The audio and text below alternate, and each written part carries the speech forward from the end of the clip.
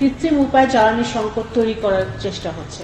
তো জ্বালানি সংকটটা নেই, বিভিন্ন জায়গায় জ্বালানি বা তেল আপনার মজুত করে রাখা হচ্ছে, হোর্ডিং করা হচ্ছে। এই হোর্ডিং এর কারণে কিন্তু অনেক অসাধু এবং ব্যবসায়ীরা এই কাজগুলো করছে। সেই কারণে কৃত্রিম উপায়ে জ্বালানি সংকট তৈরি করার চেষ্টা হচ্ছে।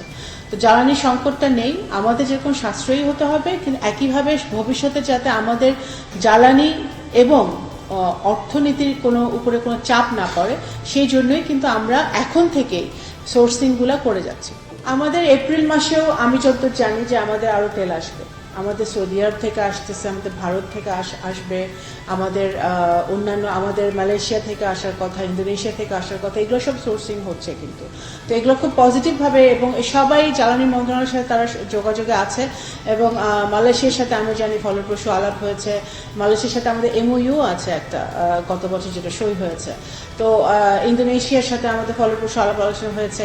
তো আমাদের জ্বালানির সোর্সগুলো ডাইভার্সিফাই করার জন্য যা যা করার দরকার আমাদের মন্ত্রণালয় থেকে আমরা সর্বোচ্চ চেষ্টা চালাচ্ছি। আমাদের যেহেতু প্রয়োজন, আমরা তো বিভিন্ন জায়গা থেকেই সব আমাদের বন্ধু রাষ্ট্রগুলো যেখান থেকে আমাদের সহজে আমরা আনতে পারবো তেল, এবং সেই জায়গায় জ্বালানি আনার সেই ব্যবস্থা আমরা করছি। আমরা যুক্তরাষ্ট্র, রাশিয়া, ভারত, ইন্দোনেশিয়া, মালয়েশিয়া সব সোর্সিংয়ে আমরা করছি।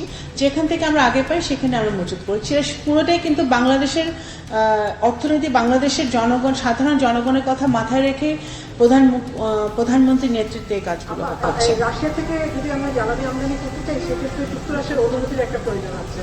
জ্বালানি মন্ত্রণালয় এটা বলছে, কিন্তু এই কথাটা মানে আসবে তো পররাষ্ট্র যুক্তরাষ্ট্রের অনুমতি, দেখেন আপনারা নিউজটা ঠিক মতো বলবে, যুক্তরাষ্ট্রের অনুমতির প্রয়োজন নাই। যুক্তরাষ্ট্রের অনুমতির প্রয়োজন আছে কারণ একটা স্যাংশন দিয়ে রেখেছে রাশিয়া, সেই কারণে যুক্তরাষ্ট্রের কথাটা আসে।